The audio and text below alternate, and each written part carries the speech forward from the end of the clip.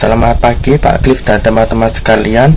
Perkenalkan, nama saya Tanito Putra Panduwibawa dari program studi akuntansi angkatan 2024. Dan pada kesempatan kali ini saya akan melanjutkan kelanjutan dari video sebelumnya, yaitu laporan penyesuaian, laporan keuangan, dan laporan penutupan. Di sini sebelum saya melanjutkan ke materi, saya ingin memberikan tambahan bahwa pada pertemuan sebelumnya transaksinya itu kan hanya sampai tanggal 20 ya teman-teman. Di sini saya tambahkan tanggal 22 dan 24 supaya lebih lengkap. Di tanggal 22 ini intinya PT Sari Gemilang itu dia melakukan jasa konsultasinya dan dibayar lunas pada tanggal 22 Maret, yaitu sebesar 30 juta. Makanya di jurnal umumnya kita mencatatnya kas dan pendapatan jasa sebesar 30 juta. Sedangkan tanggal 24 di sini intinya PT Prima Abadi ini dia membagikan dividen. Jadi dividen itu intinya membagikan laba perusahaan kepada para pemegang saham perusahaan tersebut, teman-teman. Di sini dividen dibagikan setelah mengadakan rapat umum pemegang saham atau RUPS, teman-teman, pada 17 Maret 2020. Dan telah disepakati bahwa pada tanggal 24 Maret 2020 akan dibagikan dividennya kepada para pemegang saham, dan dividennya adalah sebesar 5 juta. Makanya di jurnal umumnya ini dividennya itu masuk ke debit karena dividen dan kas, karena dia itu pasti akan mengaruhi uang kas perusahaan, teman-teman, akan mengambil laba perusahaan.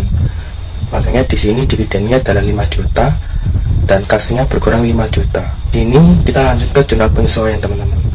Pertama kita nambah si dulu, kemudian kita beri nama jurnal penyesuaian. Tidak lupa kita berikan judul juga.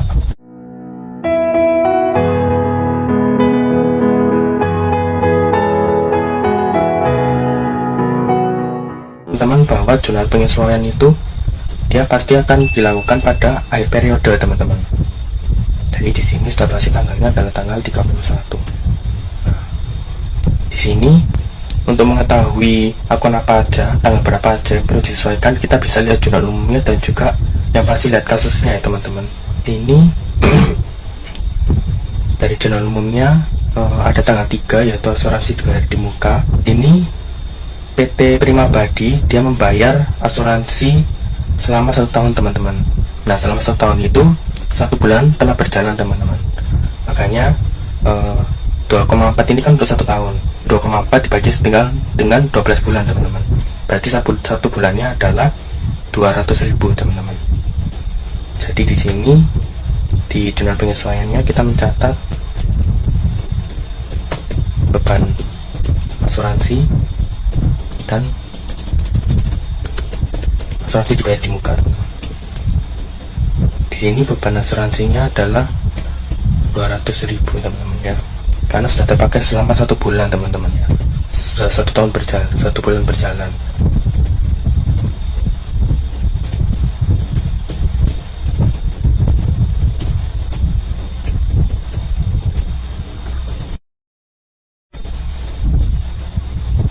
Nah, di tanggal kita cari lagi ya teman-teman akun-akun yang terutama dia itu dibayar di muka atau diterima di muka.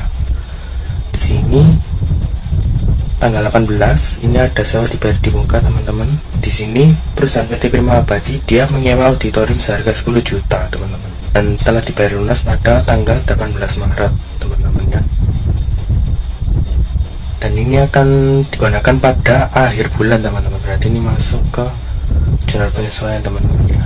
Jadi di sini adalah beban sewa dan ini adalah sewa dibayar di muka, teman-teman.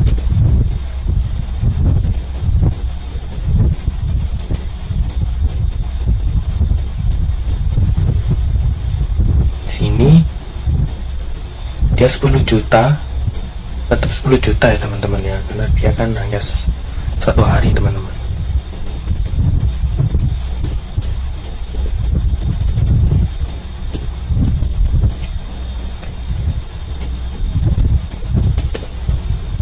Kemudian kita cari lagi.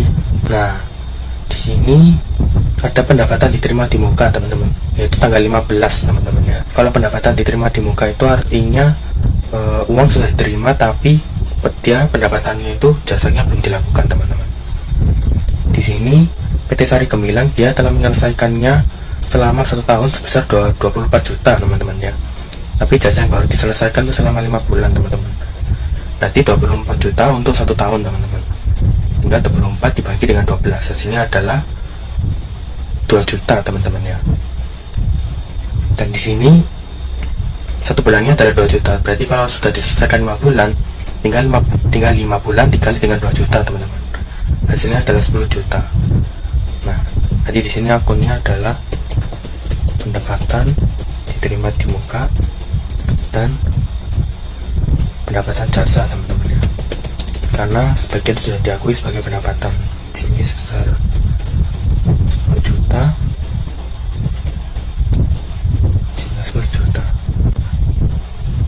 Nah, di sini teman-teman bisa ditotal. Untuk mentotal ini bisa menggunakan rumus sum atau menggunakan rumus alt sama dengan ya, teman-teman. Jadi tinggal dari ke bawah, kemudian alt sama dengan. Nah, di sini sudah muncul hasilnya. Kemudian tinggal Ctrl C, sebelah Ctrl V. Nah, dia sudah pasti otomatis akan menyesuaikan, teman-teman ya. Nah, kemudian setelah jurnal penyesuaian kita lanjut ke buku besar penyesuaian, teman-teman. Apa bedanya buku besar di awal sama buku besar penyesuaian? Yang pertama itu pasti akunnya, teman-teman. Dari segi akun mungkin biasanya ada penambahan akun ataupun perubahan nominal, teman-teman. Dan begitu pun juga di neraca saldo, biasanya kalau nggak penambahan akun dia perubahan nominal, teman-teman. Di buku besar ini kita hanya perlu mencatat akun-akun yang ada di jurnal penyesuaian yang mengalami perubahan, yang mengalami penyesuaian, teman-teman. Di sini yang mengalami perubahan yang pertama itu adalah beban asuransi dan asuransi dibayar di muka, teman-teman. Yang pertama adalah beban asuransi. Nah, kalau misalnya tidak ada akunnya, bisa kita tambahkan ya, teman-teman, supaya laporan keuangannya lebih akurat, teman-teman. Nah, di sini ada beban asuransi. Nah, di sini tanggal 31 ya, teman-teman.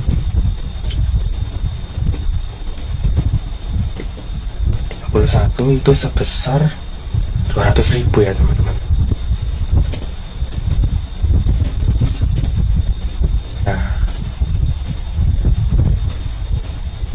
kemudian ada asuransi dibayar di muka, teman-teman. Untuk asuransi dibayar di muka ini kan tadi kan ada, nah ini. Nah, di sini dia di tanggal 3 itu ada di debit sebesar 2,4 juta, teman-teman ya. Nanti di sini kita bisa tulis tanggal 31 sebagai hasil dari penyesuaian. Dia ada di kredit sebesar 200.000, teman-teman. Dan hasilnya adalah 2,2, teman-teman. Itu adalah hasil dari 2,4 juta dikurangi dengan 200.000, teman-teman. Hasilnya adalah 2,2 juta. Kita cari beban sewa, teman-teman ya. Dan sewa dibayar di muka. Beban sewa dia ada di debit 10 juta dan sewa dibayar di muka dia ada di kredit sebesar 10 juta, teman-teman. Jadi kita bisa tambahkan seperti di beban asuransi tadi. Sini untuk sewa dibayar di mukanya dia ada di kredit sebesar 10 juta, teman-teman ya. Nah, di sini habis ya sewa dibayar di mukanya. Nah, beban asuransi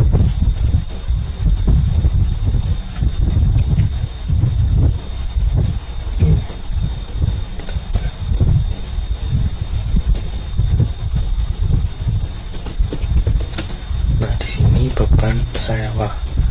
Nah, di sini beban sewanya ya posisinya ada di debit 10 juta. Nah, kemudian ada pendapatan diterima di muka dan pendapatan jasa, teman-teman ya. Di sini pendapatan diterima di mukanya dia ada di debit sebesar 10 juta.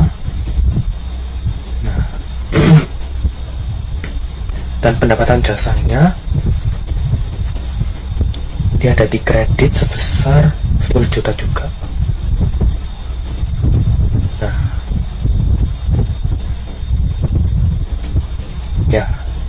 kurang lebih buku besar itu seperti ini ya teman-teman ya.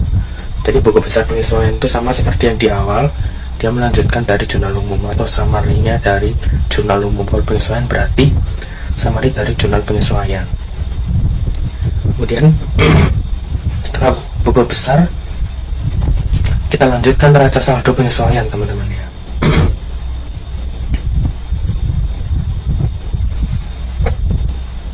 Di sini kita beri nama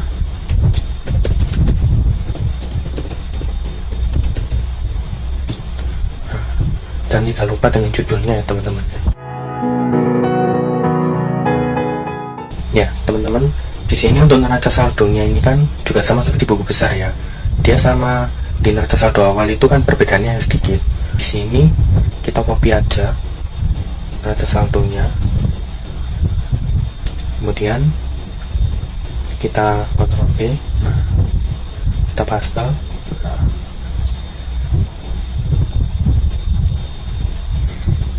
Nah di sini akun-akun yang sudah mengalami penyesuaian dia pasti akan mengalami perubahan nominal ya teman-teman, berbeda nominalnya.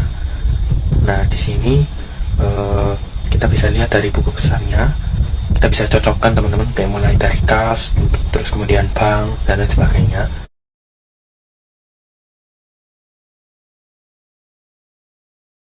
Jadi di sini asuransi dibanding mukanya dia 0. Kemudian ada pendapatan diterima di muka teman-teman. Nah pendapatan diterima di muka ini dia pada tanggal 15 ada di kredit sebesar 24 juta dan mengalami penyesuaian. Semangatnya dia ada di debit sebesar 10 juta teman-teman, dan hasilnya adalah 14 juta di kredit teman-teman.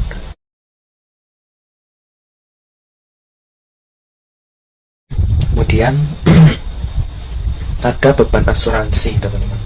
Nah di sini beban asuransinya sebesar 200.000 di debit teman-teman ya.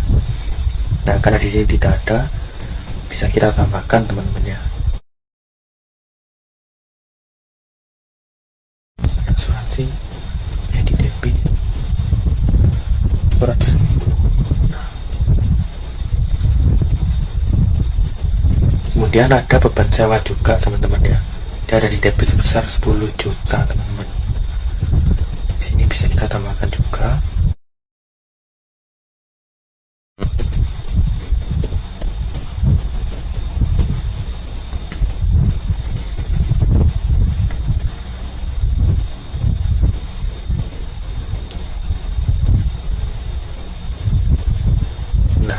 Ini hasilnya teman-teman ya, balance ya 144 juta 102.000 teman-teman ya.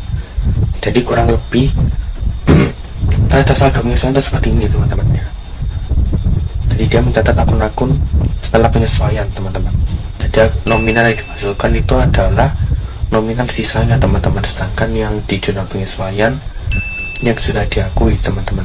Jadi di sini dia sebesar 14 juta dan di sini dia sebesar 14 juta. Nah, di sini berarti pendapatan jasanya 64 juta.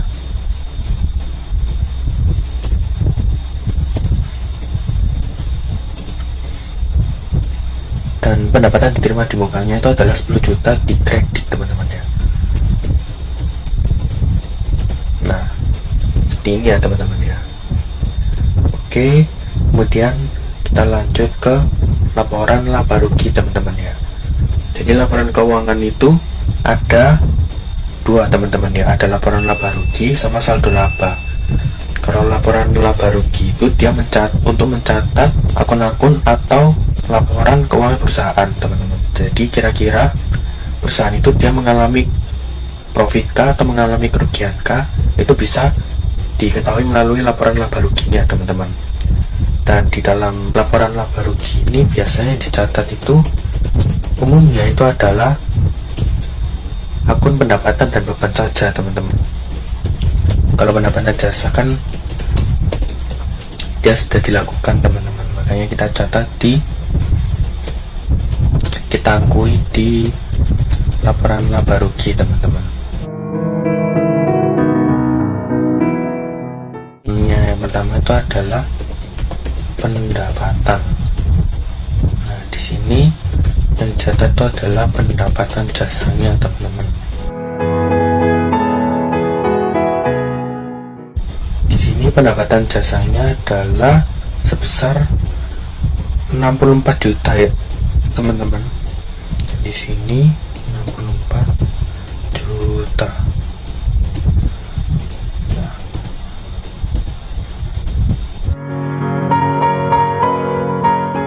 Kemudian ada beban-bebannya juga teman-teman ya. Untuk beban-bebannya ini, yang pertama itu adalah beban gaji teman-teman ya.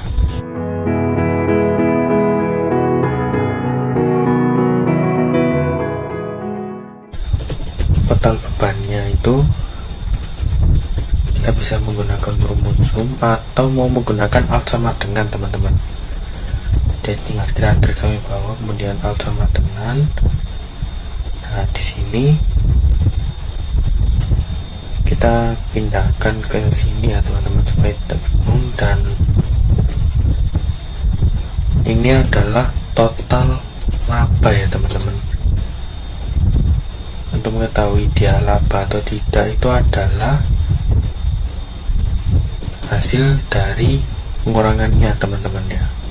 Di sini 64 juta kita kurangi dengan beban teman-teman ya. Nah hasilnya adalah 11.725.000 teman-teman ya. Dan ini adalah laba teman-teman ya. Nah jadi kurang lebih laporan laba rugi itu seperti ini teman-teman ya. Nah akun-akun yang sudah dicatat seperti ini nanti tidak perlu dicatat kembali teman-teman, karena sudah dicatat gitu teman-teman. Kemudian kita lanjut ke laporan saldo laba teman-teman ya.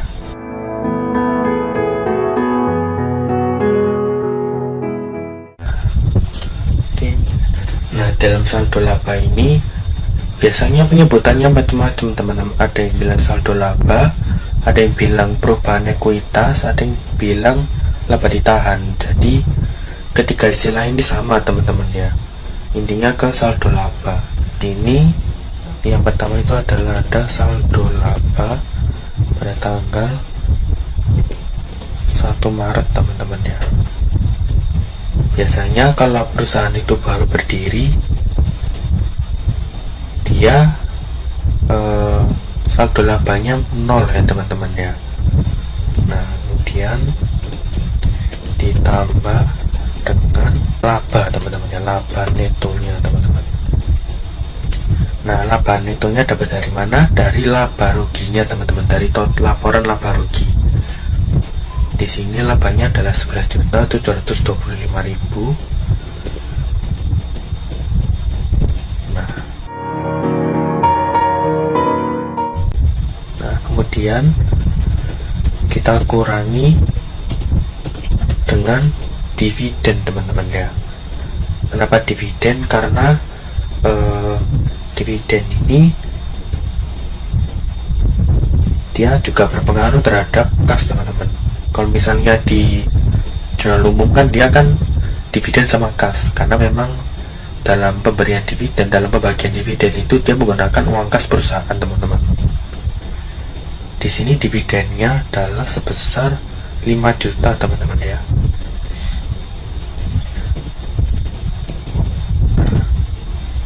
Di sini kita besarkan saja layarnya. Nah, di sini adalah saldo akhirnya teman-teman ya.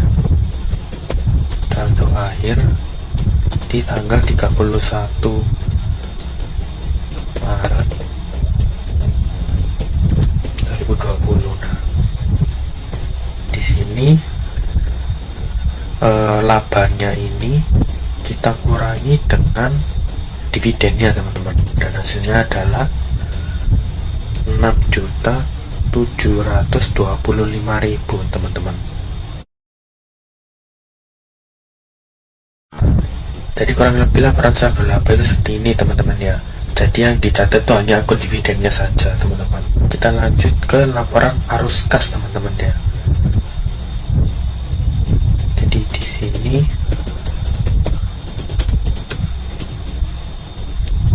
Seperti biasa kita bikin judulnya terlebih dahulu.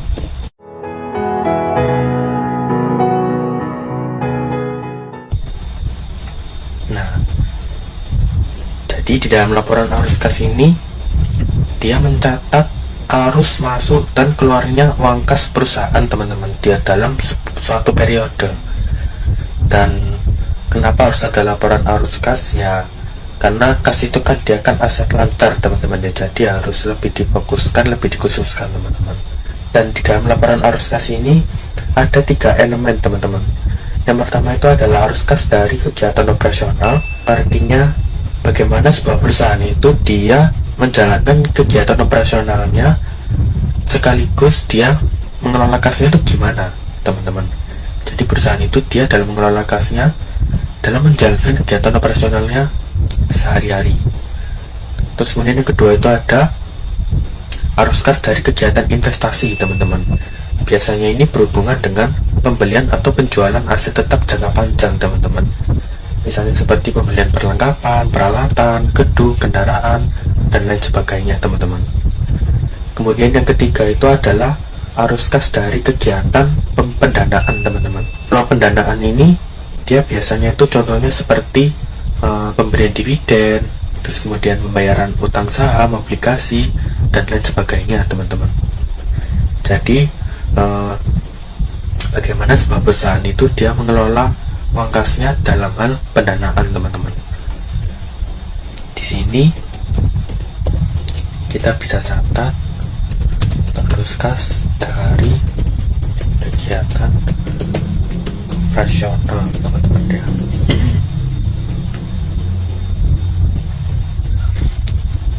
Kita besarkan. Nah, jadi yang pertama itu adalah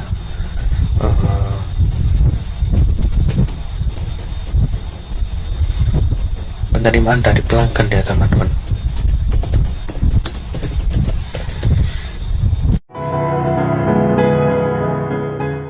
Pendapatan jasa. Nah, kalau di laporan laba rugi tadi pendapatan diterima di muka tidak dicatat teman-teman, tapi kalau di laporan arus kas dia dicatat teman-teman. Jadi pendapatan diterima di muka itu dia dicatat di laporan arus kas, meskipun di laporan laba rugi dia tidak dicatat teman-teman. Nah, di sini untuk pendapatan diterima di muka dengan pendapatan jasa kita gabung aja teman-teman. 10 juta ditambah dengan 64 juta teman-teman, jadi hasilnya adalah 74 juta teman-teman ya. Kemudian ada pembayaran beban-beban ya teman-teman.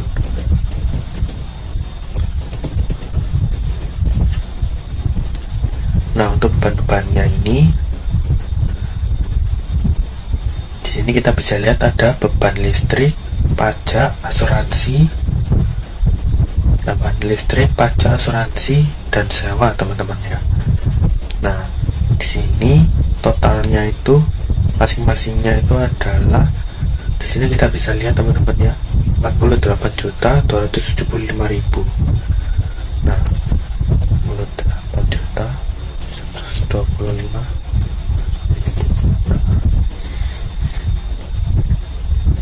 Dan ini dia pasti minus ya teman-teman, karena mengeluarkan uang kas teman-teman. Kemudian ada pelunasan piutang usaha teman-teman. Nah, di sini pelunasan piutang usahanya kan dia kan 0 ya teman-teman. Kita bisa lihat dari buku besarnya teman-teman. Di sini piutang usahanya adalah sebesar 10 juta ya teman-teman. Nah,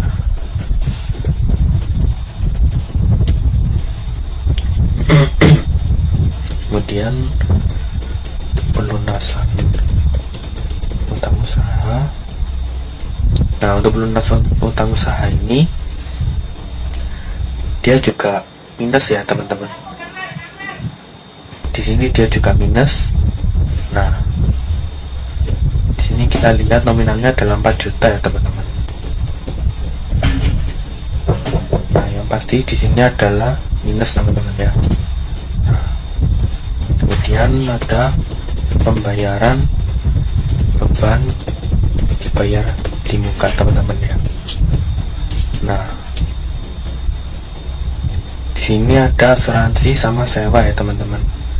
Di sini kita gabung aja 2,2 dengan 10 juta yaitu 12.200. Nah, kemudian di sini kita bisa total ya teman-teman. Nah, di sini totalnya kita bisa menggunakan rumus sum. Nah, hasilnya adalah 43.475.000 ya teman-teman. Nah, kemudian yang kedua itu adalah arus kas dari kegiatan investasi ya teman-teman. Nah, di sini adalah pembelian peralatan teman-teman ya. Nah, peralatannya ini sebesar 4 juta teman-teman. Kemudian ada pembelian perlengkapan teman-teman ya. Nah, perlengkapannya sebesar 20 juta teman-teman.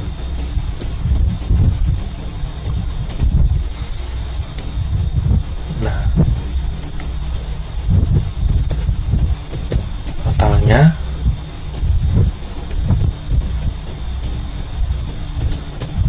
sini totalnya adalah 24 juta ya teman-teman. Kemudian yang ketiga itu adalah arus kas dari kegiatan pendanaan.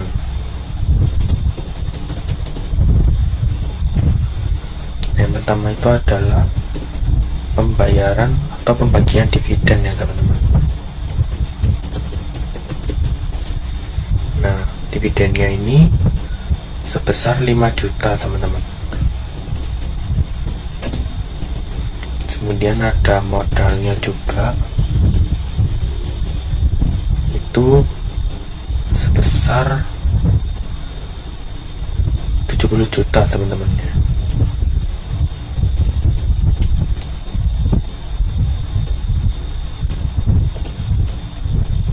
Kemudian ada prive itu sebesar 102.000 teman-teman.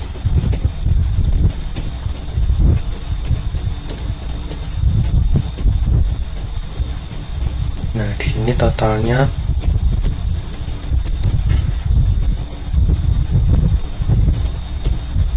adalah 75.102.000 ya teman-teman. Nah, di sini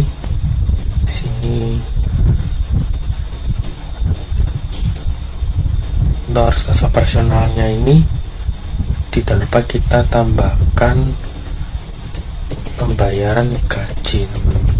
Nah, di sini gajinya itu sebesar 9 juta.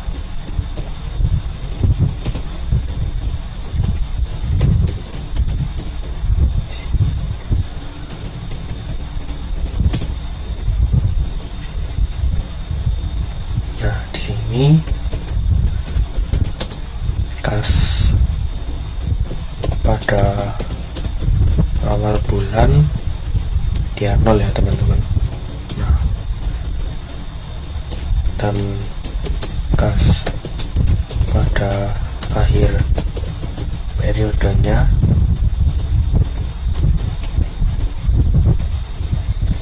sini kegiatan operasionalnya kita kurangi dengan kegiatan investasi, kemudian kita tambahkan dengan pendanaan teman-teman.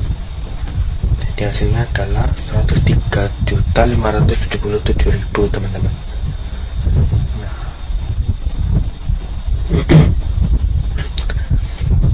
jadi kurang lebih laporan arus kas itu seperti ini ya teman-teman. Kemudian kita lanjut ke laporan posisi keuangan. Dan di dalam laporan posisi keuangan ini kita hanya mencatat akun-akun yang tersisa teman-teman. yang belum dicatat teman-teman.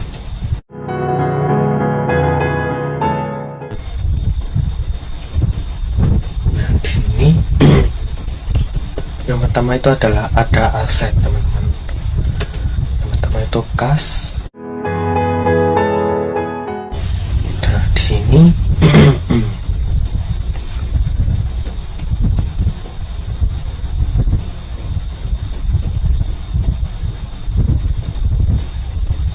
di sini kasnya itu sebesar 60.525.000 teman-teman ya.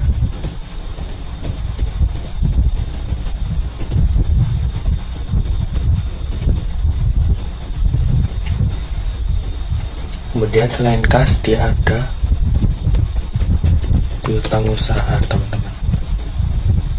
Piutang usahanya sebesar 10 juta ya teman-teman.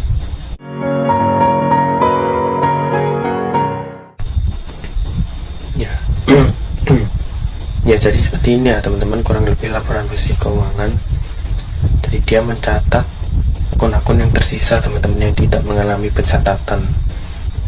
Dan di sini ada akun laba ya teman-teman. Jadi dari laporan saldo laba tadi dia hasilnya adalah 6,725 ini kita masukkan ke laporan bersih keuangan teman-teman.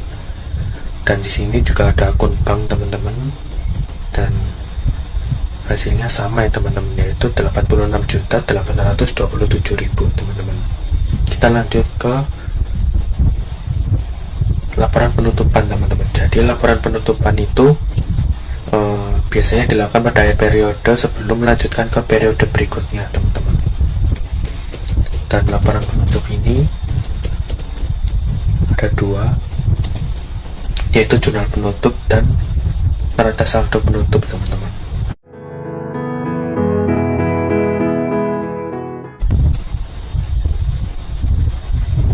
Jurnal penutup ini kita hanya menutup 4 akun ya teman-teman, yaitu akun pendapatan, akun beban, dan akun saldo laba, dan juga akun dividen teman-teman. Nah di sini yang pasti itu adalah tanggal 31 ya teman-teman, karena kita mau menutup akunnya teman-teman.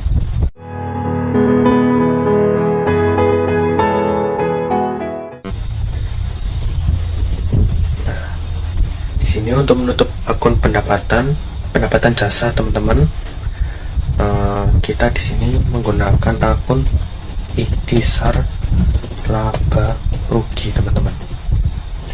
Kemudian di sini adalah pendapatan, di sini adalah pendapatan jasa, dan di bawahnya itu adalah ikhtisar laba rugi teman-teman.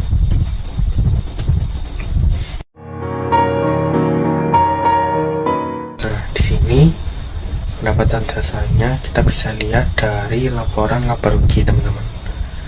Di sini pendapatan jasanya adalah 64 juta dan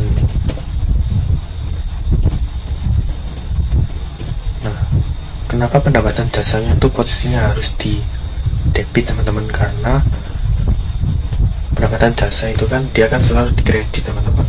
Kalau misalnya dia mau dinolkan, dia harus di debit supaya hasilnya bisa nol teman-teman. Dan ikhtisar laba rugi ini adalah akun sandingannya teman-teman ya. Dia kan untuk beban itu kan ada di debit teman-teman. Jadi kita kreditkan bebannya supaya dia jadi nol, terutama dalam beban asuransi dan beban-beban lainnya ya teman-teman.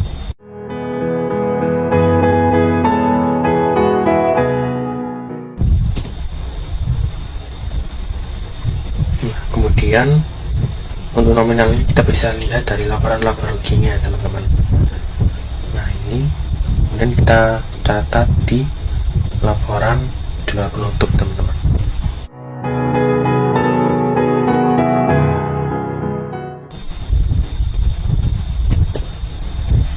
Kemudian selanjutnya kita akan menutup akun saldo laba teman-teman.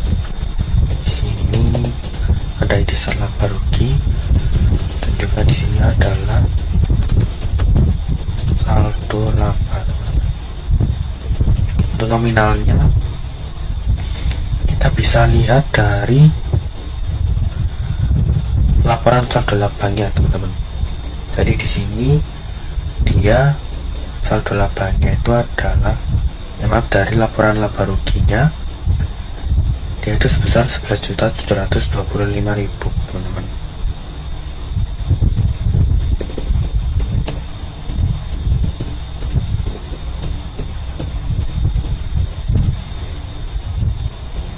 Selanjutnya kita akan menutup akun dividen.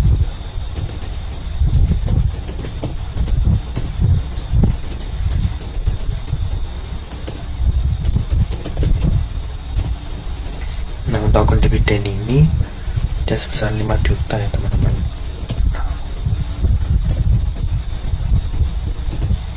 Nah, dan ini akun-akunnya sudah kita tutup, teman-teman ya. Nah, untuk laba ditahannya ini kan dia kan ada di kredit 11.725.000, teman-teman. Kemudian dia ada di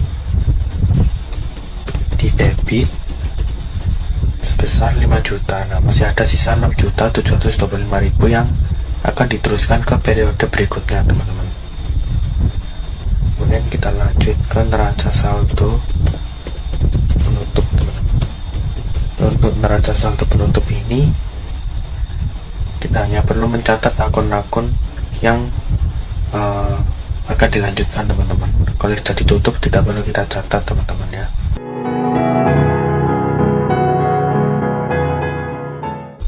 Nah, di sini untuk akun pendapatan jasa tidak perlu ya, teman-teman, karena sudah kita catat di laporan laba rugi, teman-teman.